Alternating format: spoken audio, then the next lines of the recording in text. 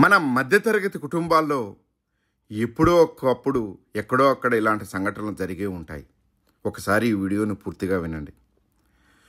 ఒకరోజు తమ్ముడు అక్కకి ఫోన్ చేసి, అక్క, నీ మరదల్ని తీసుకుని ఇంటికి వస్తున్నాను అని చెబుతాడు. ఆ మాట విన్న అక్క ఎంతో సంతోషించి వారి కోసం ప్రత్యేకంగా ఏదైనా వండాలని ఇల్లంతా వెతుకుతుంది. కానీ రెండు ఆరెంజ్ పళ్ళు తప్ప ఇంకేమీ దొరకలేదు. వాటితో 2 గ్లాసుల జ్యూస్ తయారు చేసి వారి కోసం సిద్ధంగా ఉంచుతుంది. కాలింగ్ బెల్ మ్రోగగానే తమ్ముడు వచ్చేశాడని పరిగెత్తుకుంటూ వెళ్ళి తలుపు తెరిచింది. ఎదురుగా తమ్ముడు, మరదలతో పాటు మరదలు తల్లి కూడా రావడంతో ఒక్క క్షణం ఆలోచనలో పడిపోయింది. అయినా వారిని సాదరంగా సంతోషంగా లోపలికి ఆహ్వానించి కూర్చోబెట్టి వంటగదిలోకి వెళ్ళి 2 గ్లాసుల జ్యూస్తో పాటు 1 గ్లాసుతో మంచినీళ్ళు కూడా తీసుకువచ్చింది. మరదలికి వాళ్ళ తల్లికి ఆరెంజ్ జ్యూస్ ఇచ్చి తమ్ముడు ముందు మాత్రం మంచినీళ్ళ గ్లాసు ఉంచింది. మా తమ్ముడికి శవనప్ అంటేనే ఇష్టమని చెబుతూ తన తమ్ముడి వంక చెమ్మగిల్లిన కళ్ళతో చూసింది.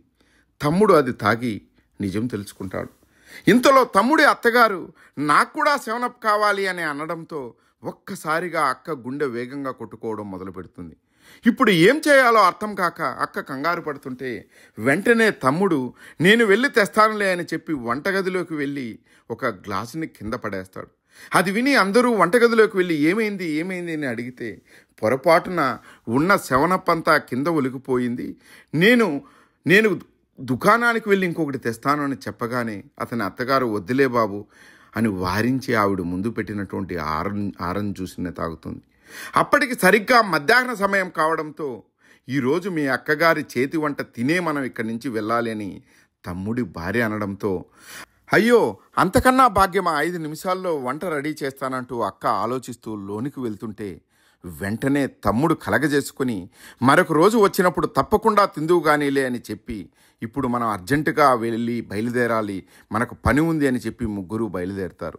వెళ్ళిపోతున్నటువంటి తమ్ముడు వెనక్కి వచ్చి అక్క చేతులు పట్టుకొని, అక్క జాగ్రత్త, వంటగదిని శుభ్రంగా తుడిచేయి లేదంటే చీమలు పట్టేస్తాయి అని చెబుతూ తన భార్యకి అత్తగారికి తెలియకుండా అక్క చేతిలో కొంత డబ్బులు పెట్టాడు. అది చూసిన అక్క తమ్ముడి వంక ప్రేమగా చూస్తూ తన కన్నీటిని తుడుచుకుంటూ ఉంటే తమ్ముడు వెళ్తూ వెనక్కి తిరిగి గట్టిగా అరుస్తూ, అక్క, ఇక నుంచి తరచుగా పనుల మీద మీ ఊరు రావాల్సి ఉంటుంది, నేను వచ్చినప్పుడల్లా నీ చేతి వంట రుచి చూడాల్సిందే అని చెబుతూ నీ భవిష్యత్తులో ఎటువంటి కష్టం వచ్చినా సరే నేనున్నాననే విషయాన్ని మర్చిపోకు అని చెప్పి అక్కడి నుంచి వెళతాడు. రక్త సంబంధంతో పుట్టిన తోబుట్టువులను ఒక బరువుగా భావిస్తూ వారి అవసరాలతో అసలు పని లేదు అని అనుకోకుండా వారికి సహాయపడాలి. అలా అనుకోవడం మూర్ఖత్వం అవుతుంది. మీకు అనుకోని కష్టం వచ్చినప్పుడు సమాజం మొత్తం నిన్ను దూరం పెట్టినా నీకంటూ నీ వెనకాల అండగా నిలబడే వాళ్ళు తోబుట్టువులు మాత్రమే.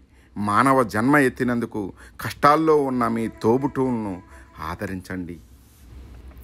మనల్ని చాలామంది కొన్ని శుభకార్యాలకి వాళ్ళ ఇంట్లోకి పిలుస్తూ ఉంటారు. అలా వెళ్ళినప్పుడు వాళ్ళు పెట్టినటువంటి దాన్ని మనం సంతోషంగా స్వీకరించి రావాలే కానీ దాంట్లో ఇది లేదు. చాలామంది మనం వెళ్తున్నప్పుడు ఆ ఫంక్షన్ ఆ కార్యక్రమం అయిపోయి మన బయట వచ్చిన వెంటనే ఇది బాగలేదు, దాంట్లో ఉప్పు బాగలేదు, ఈ కూర బాగలేదు, లేకుంటే వాళ్ళు చేసిన మర్యాదలు బాగలేవు అని చెప్పుకుంటూ బయట వస్తుంటామే. కానీ వాటి వెనకాల వాళ్ళు పడుతున్నటువంటి వాళ్ళ కష్టమేమి, వాళ్ళు ఏ సందర్భాల్లో ఉన్నారు, ఏ సిచ్యువేషన్లో ఉన్నారు అనేది మనం ఒక్కసారి ఆలోచించాలి మిత్రులారా. దయచేసి ఆ అక్క చెల్లి